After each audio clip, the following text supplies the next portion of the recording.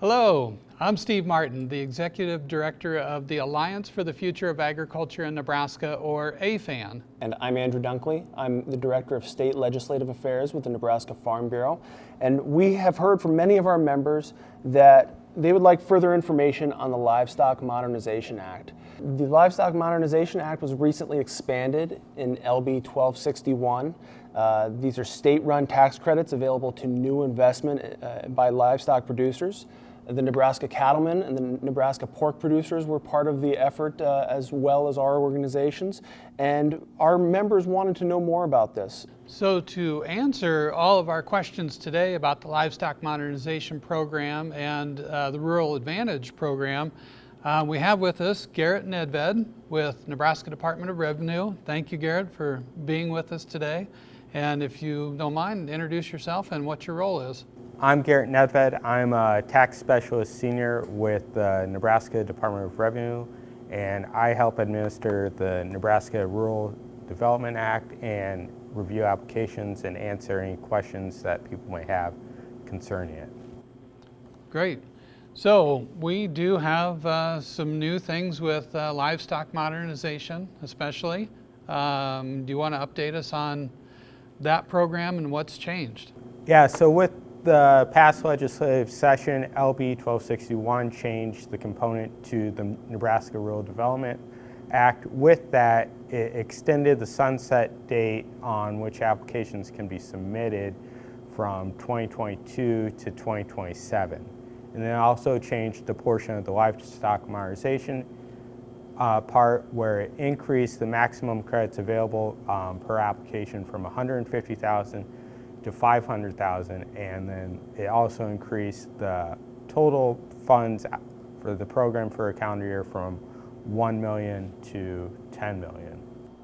That's obviously some big dollars that are available to livestock producers. And just to put that in, and correct me if I'm wrong, but to put that into perspective, that there's up to $500,000 available on up to a $5 million project for some new livestock modernization investment.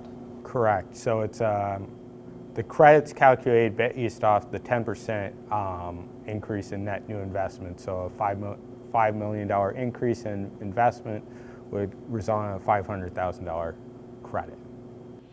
Great. So let's jump into livestock modernization just a little bit and maybe just talk about what that new investment looks like. What is a qualifying project under livestock modernization? So with livestock modernization, it would have to be a project that's engaged in livestock production, which includes the active use and management of livestock activities. And when we say livestock activities, it means cattle, sheep, hogs, and generally other activities that are either regulated by the Nebraska Department of Agriculture or the Games and Parks Commission. Let's talk a little bit about single-use versus multi-use and some of the qualifications of this project. Could you give us an example of that? Yeah, generally with that, so the asset would need to be just for the use related to the livestock modernization. If there's an asset used both for farming activity and for livestock activity, that asset won't count towards investment when calculating the credit. Now, as we look at the new activity and the investment, is there a minimum investment level? Yeah, so it's $50,000 in net new investment when calculating the credit for livestock modernization. So when we say net new investment, it would be the increase in assets placed in service for the project minus any assets that have been disposed of. And I want to go in a little bit too about some of the. What's an example? What are some examples of this? So, could I buy a feed wagon with the funds provided? Could I a manure pump or an auger or could you give us some examples of that? Yeah, so with the livestock modernization program, assets that qualify would be assets that are used for housing, feeding, or confinement, along with waste management related to the livestock production activity. So generally, like with a feed wagon, that would potentially qualify for as an asset there in calculating the credit. With this program, it doesn't include expenditures related to motor vehicles. So if there's a motor vehicle involved, it won't count in calculating the credit. And so we're talking about 10% of the net new investment up to $500,000 per project, or is that per person? It would be per project. And with that project, it's over a 2-year tax period where they would have, depending on how they fill out their application, to attain what they request for investment and credits to meet that level. So if I apply and receive the maximum for a project and then 2 years later I want to expand that same project, could I apply again?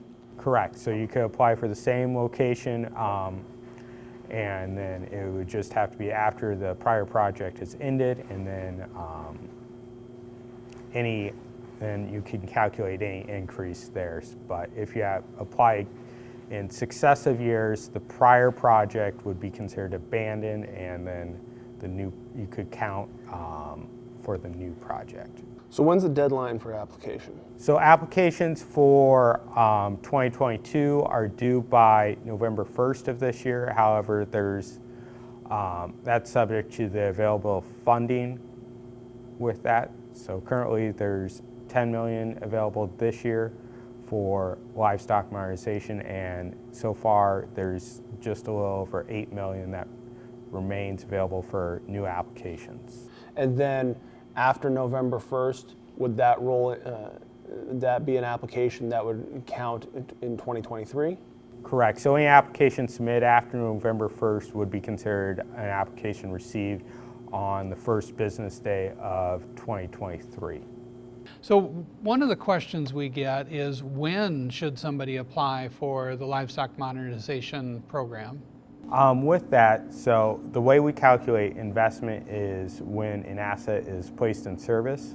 So if they know that they have placed an asset placed in service in 2022, they can submit an application now and indicate their growth there. And with that, it's a 2-year program. So they can either apply in 2022, and if they know that an asset's going to be placed in 2023, that would also count towards that. Is there a point in time where it's too late to apply for the program? Like, let's say I build a new building and I already have animals in that building. Is there a point in time where it's too late? So as long as it's within the tax year of the year of application, even though it's already placed in service, then that asset would count towards investment there. So Garrett, what are some things that our applicants can keep in mind as they submit these applications? Yeah, so one of the items is to keep in mind is that the applicant has to attain at least 75% of what the estimated investment is when they submit an application. So if an application requests $4 million in investment increase, then they'd have to obtain at least $3 million in investment increase to earn any credits.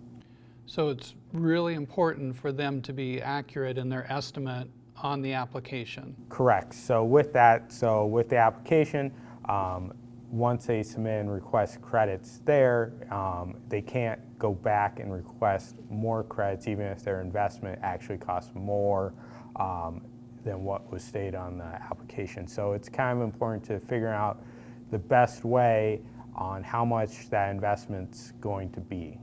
So it seems like it's pretty important for the applicant to be reaching out to the Department of Revenue through the application process to ensure this accuracy and timely payment on down the road. Correct. So it's important that the applicant, if they have questions, they can contact the department and then help when the department reviews the records to make sure that they keep track of their expenses related to the project. Very good. So I know that, we kind of sometimes joke about government forms and being complex, and this is a pretty straightforward application. But what are some tips that you could offer to make sure that a producer's application is considered complete and they avoid any hangups or delays in their application? Yeah, so with that, so the department updated its new application this year related to livestock modernization and tried to help simplify the form and make it easier with a little less requirements and easier for applicants to fill out. But in order to establish the application date, all the questions on the application need to be answered. How are these tax credits paid out? Yeah, so with that, so once the application's been submitted and approved, the department will issue an agreement with the tax commissioner and the applicant specifying how the credits can be used. And after the department has verified the levels of investment, the department will issue a notice indicating the amount of credits that can be allowed. And with that, this one is a refundable income tax credit. So it can be claimed on the income tax return, and even if there's no tax liability there, it can be refunded to the applicant there. And now there's another way where the applicant can also use the credits where if it's a flow-through entity, they can distribute their credits to their shareholders or partners, but when the credits are distributed, they become non-refundable. So even if it's a S-Corp or a partnership, they can select to use the credits as a refundable credit at the entity level. Let's talk about the application process. So there's a $500 application fee. That's correct, right? Correct. So it's a $500 application fee, and then that's a non-refundable fee unless all the funds have been allocated, and then only $400 would be refunded.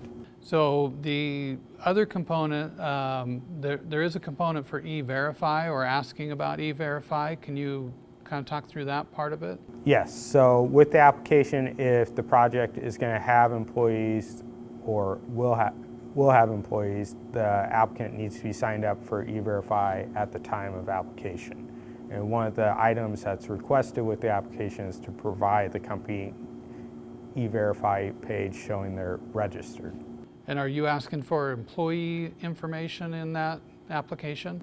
With that, it's just the company information page there, which identifies the company and showing that they're registered. And then with that, part of the E-Verify program is that they would agree to timely E-Verify new employees hired after the application date. So I know that there's, obviously you're assisting applicants throughout the year. Is there a accountant level assistance where tax preparers for our members can call in with questions? Is that you as well, or is there? Yeah, if people have questions regarding the application process, they can feel free to contact me. Well, we want to thank Garrett for coming here from the Department of Revenue for helping us through these questions. This is a really unique opportunity for a lot of our members, our livestock producing members, where there are dollars available, and we want to make sure that as Garrett said, there's $8 million or so available for 2022, and we want to make sure that continues to be available in the following years. This, as Garrett mentioned, in 1261, this was passed, and it went from $1 million to $10 million with the support of our organizations. Yeah, again, thank you, Garrett. We really appreciate you being here today and walking us through this program. It's always been a valuable program for livestock producers.